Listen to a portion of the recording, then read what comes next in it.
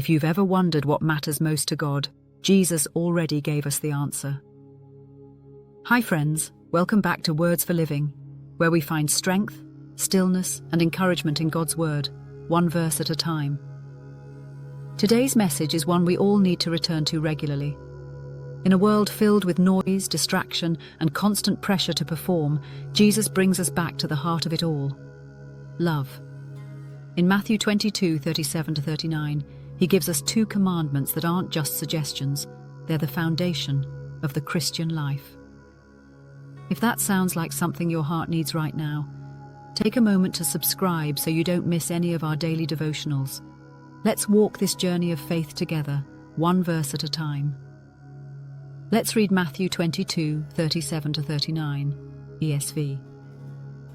And he said to him, "You shall love the Lord your God with all your heart and with all your soul and with all your mind. This is the great and first commandment. And a second is like it. You shall love your neighbor as yourself." This moment in Scripture is one of the clearest, most powerful summaries of what it means to follow God. A religious leader, hoping to test Jesus, asks him what the most important commandment is.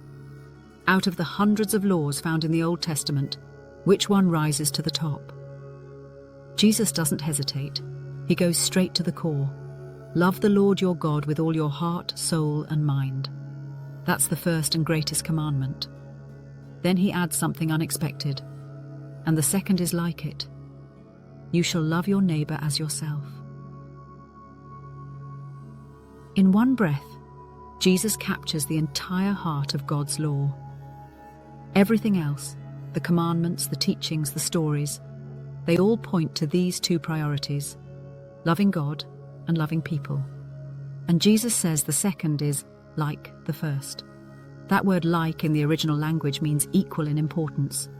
Loving people isn't optional or secondary, it's deeply connected to loving God. But let's not rush past the first part. Jesus doesn't just say love God. He says to love him with all your heart, all your soul, and all your mind. It's a whole being kind of love. He wants our affection, our devotion, our thoughts, our choices, everything. Why? Because he gave us his everything. God's love for us isn't partial or hesitant. It's complete, it's sacrificial. And when we experience that kind of love, when we know deep down that we are seen, known, and cherished by the Creator of the universe, our natural response is to love him back with everything we've got. And then from that place of love, Jesus calls us to love others as we love ourselves. That's not always easy. People can be hard to love. They disappoint us. They misunderstand us. They make mistakes, just like we do. But Jesus doesn't put conditions on this command. He doesn't say, love your kind neighbor, or love the people who are easy. He says, love your neighbor as yourself. Period. That includes the person who disagrees with you, the one who's hard to talk to, the stranger you pass in the grocery store, the friend who's drifting, the family member who wounded you. God is inviting us to see others through his eyes and love them the way he loves us, generously, patiently, and unconditionally. But here's the truth. We can't do this on our own. That kind of love doesn't come naturally. It's the result of being filled with God's love first. When we spend time in his presence, when we soak in his grace, and when we remind ourselves of how deeply we are loved, something begins to shift in us. Our hearts soften, our eyes open, and we begin to reflect that love outward. So today, let's come back to the simplicity and power of these two commands. Let's love God with everything we are, and let's ask him to teach us how to love people in a way that reveals his heart to the world. If you've been feeling spiritually dry or relationally drained, maybe it's time to come back to these two essentials. Not because you failed, but because we all need reminders. We live in a world that tries to complicate what God has made clear, but Jesus brings us back to the basics. Love him fully, and let that love spill over into how we care for others. So what can you do today? Start small. Set aside time, maybe even just 10 minutes, to reconnect with God.